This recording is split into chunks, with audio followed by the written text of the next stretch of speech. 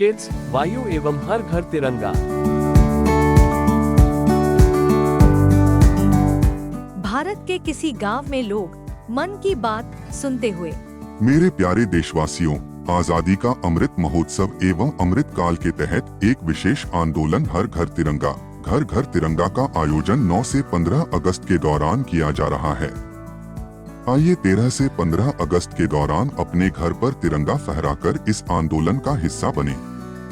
माननीय प्रधानमंत्री जी ने तो कहा है कि तिरंगा हमें एकता बनाए रखने के लिए एवं देश के लिए कुछ करने की प्रेरणा देता है, पर कैसे?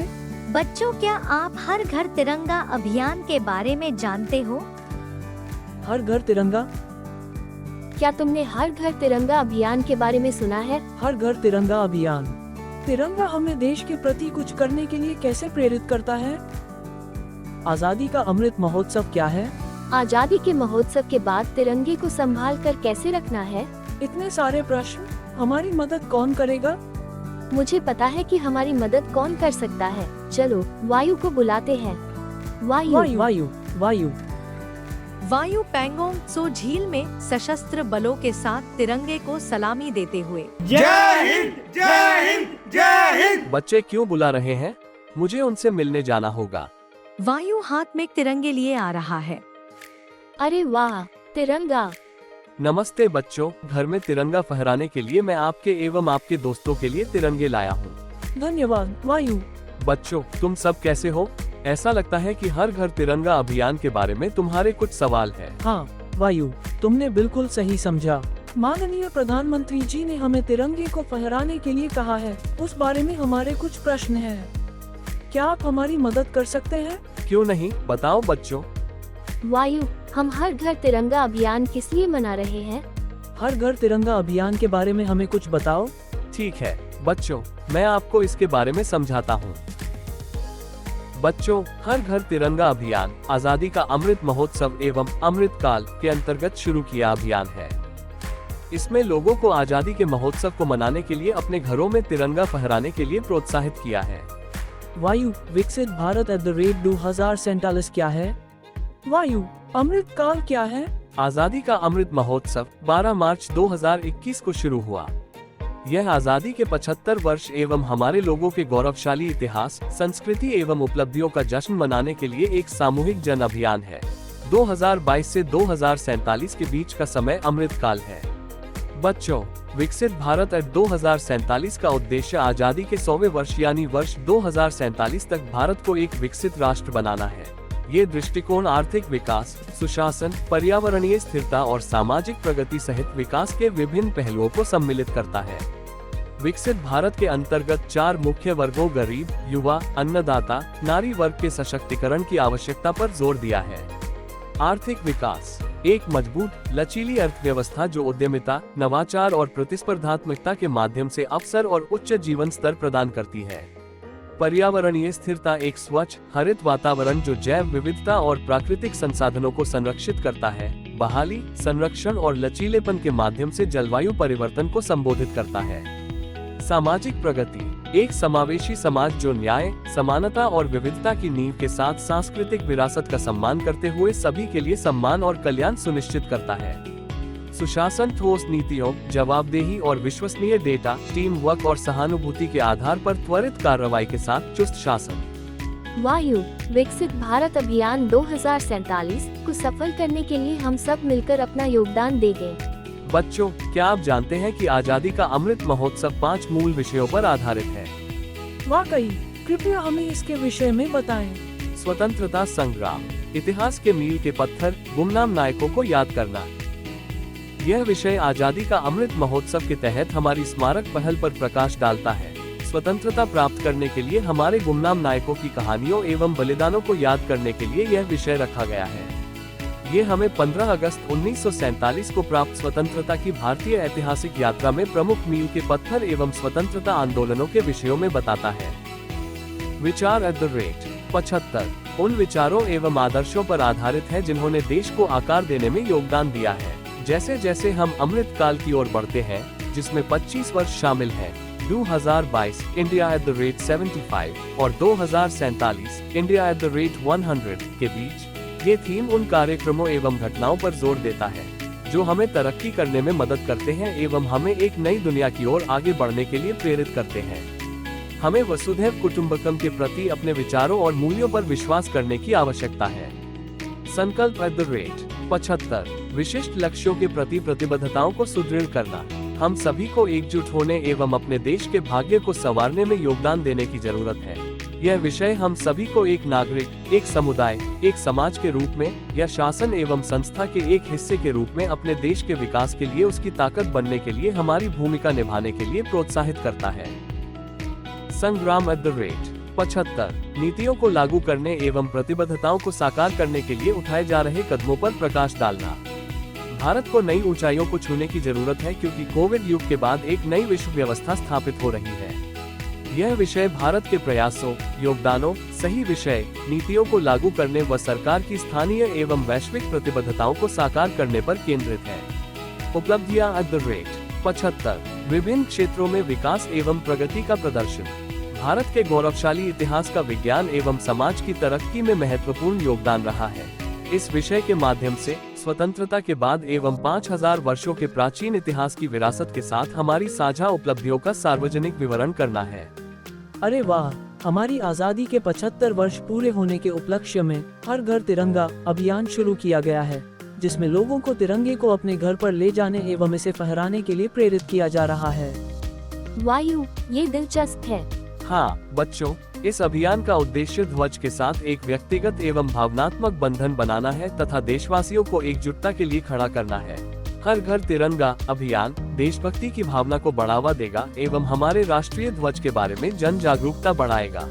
ठीक है वायु, हर घर तिरंगा। जननी जन्मभूमिश्च स्वर्गादपि गरीयसी।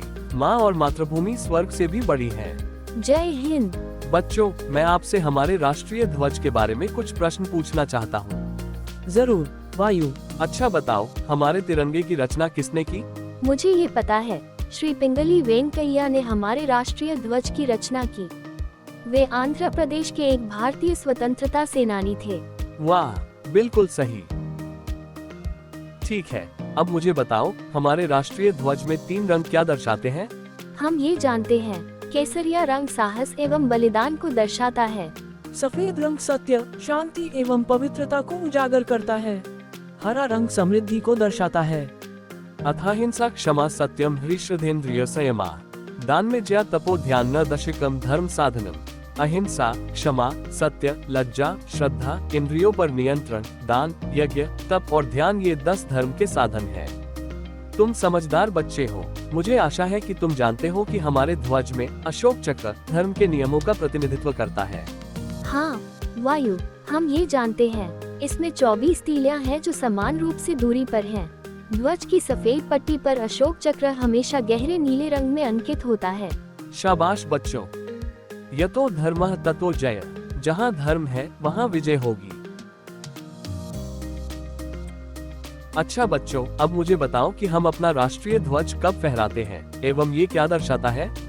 स्वतंत्रता दिवस पर हमारी आज़ादी के उपलक्ष्य में ध्वज फहराया जाता है।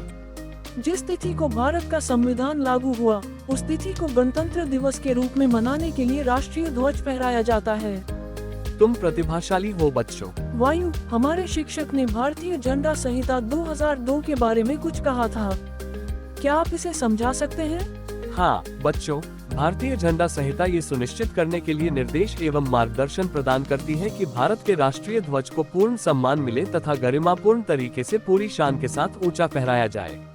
धन्यवाद वायु, हमें ये सब बताने के लिए। राष्ट्रीय ध्वज कैसे फहराएं? भारत का राष्ट्रीय ध्वज व्यक्तियों, संगठनों या सरकारी अधिकारियों द्वारा खुले में फहराया जाना चाहिए। राष्ट्रीय ध्वज को सम्मान दिया जाना चाहिए एवं उसे स्वच्छ स्थान पर रखा जाना चाहिए। राष्ट्रीय ध्वज दिन या रात किसी भी समय फहराया जा सकता है। जब तक भारत सरकार अधिसूचित न करे, राष्ट्रीय ध्वज को आधा झुकाकर नहीं फहराना चाहिए। जब राष्ट्रीय ध्वज आधा झुका होता है तो इसे पहले कर्मचारियों के शीर्ष पर उठाया जाना चाहिए एवं फिर इसे आधा झुकाया जाना चाहिए। राष्ट्रीय ध्वज को उतारने से पहले इसे फिर से अपने उच्चतम बिंदु पर उठाना चाहिए। यदि राष्ट्रीय ध्वज इमारत के अगले हिस्से या बालकनी या खिड़की पर आड़े या तिरछे फहराया जाए तो राष्ट्रीय ध्वज की केसरी पट्टी डंडे के सिरे की ओर होगा, जो खिड़की के छज्जे, बालकनी या अगले हिस्से से सबसे दूर हो। जब राष्ट्रीय ध्वज दीवार पर सपाट एवं क्षैतिज रूप से हो तो केसरिया बैंड सबसे ऊपर होना चाहिए। जब राष्ट्रीय ध्वज को लंबवत रूप से लटकाया जाता है तो केसरी पट्टी देखने वाले व्यक्ति के बाईं ओर होना चाहिए। इन बातों को ध्यान में रखें। राष्ट्रीय ध्वज में केसरिया रंग हमेशा ऊपर रहेगा। केसरिया रंग को नीचे प्रदर्शित करते हुए नहीं लहराया जाएगा। किसी वस्तु को या व्यक्ति को सलामी देने के लिए झंडे को झुकाया नहीं जाएगा। झंडे को जानबूझकर जमीन अथवा फर्श को छूने अथवा पानी में डूबने नहीं दिया जाएगा। झंडे को किसी अन्य झंडे अथवा झंडों के साथ एक ही समय में एक ही ध्वज दंड से नहीं फहराया जाएगा। किसी दूसरे झंडे या पताका को राष्ट्रीय झंडे से ऊंचा या ऊपर नहीं लगाया जाएगा। फटा हुआ या मैला कुचला झंडा नहीं फहराया जाएगा। झंडे का प्रयोग बंधनवार, झंडियां बनाने या किसी दूसरे प्रकार की सजावट के लिए नहीं किया जाएगा। झंडे को इस तरह से फहराया या बांधा न जाए जिससे वो क्षतिग्रस्त हो। राष्ट्रीय ध्वज का उपयोग स्पीकर की मेज को ढकने के लिए नहीं किया जा सकता है, न ही इसे मंच पर लपेटा जा सकता है। इन बातों को ध्यान में रखें। राष्ट्रीय ध्वज को किसी भी चीज के लिए पर्दे के रूप में इस्तेमाल नहीं किया जा सकता है। राष्ट्रीय ध्वज का उपयोग चीजों को लपेटने, प्राप्त करने या वितरित करने के लिए नहीं किया जा सकता है। राष्ट्रीय ध्वज के ऊपर, बगल में या उससे ऊंचा कोई अन्य ध्वज नहीं रखा जा सकता है। इसके अलावा ध्वज के मस्तूल पर या उसके ऊपर कुछ भी फूल या माला भी नहीं लगाई जा सकती है जिस पर राष्ट्रीय ध्वज फहराया जाता है। राष्ट्रीय ध्वज पर कोई लेखन नहीं होगा। राष्ट्रीय ध्वज का उपयोग कार के किनारे, पीछे या ऊपर ढकने के लिए नहीं किया जा सकता है। कोई भी कमर के नीचे राष्ट्रीय ध्वज का उपयोग पोशाक, वर्दी या किसी भी प्रकार की उपसाधन के हिस्से के रूप में नहीं कर सकता है। इसे तकिए, रुमाल, नैपकिन, अंडरवियर या किसी अन्य पोशाक सामग्री पर कढ़ाई या मुद्रित नहीं किया जा सकता है। बच्चों, याद रखो कि ध्वजारोहण के बाद राष्ट्रगान होगा। ठीक है वायु। कोई भी व्यक्ति जो किसी सार्वजनिक स्थान पर या किसी भी ऐसे स्थान पर जो सार्वजनिक रूप से दृष्टिगोचर हो, भारतीय राष्ट्रीय झंडे या उसके किसी भाग को जलाता है, विकृत करता है, विरूपित करता है, दूषित करता है, कुचलता है अथवा किसी तरीके से अपमान करता है, उसे 3 वर्ष तक के कारावास से या जुर्माने से या दोनों से दंडित किया जाएगा। हाँ वायु, अगर कोई ऐसा करेगा तो हम पुलिस को सूचित करेंगे। बहुत अच्छा बच्चों, क्या आप जानते हैं कि आप हर घर तिरंगा अभियान के लिए ऑनलाइन पंजीकरण भी कर सकते हैं? सच में?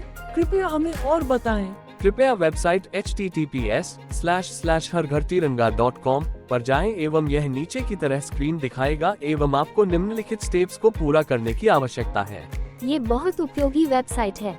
मैंने अभी पंजीकरण किया है एवं अपना प्रमाण पत्र प्राप्त किया है। अद्भुत।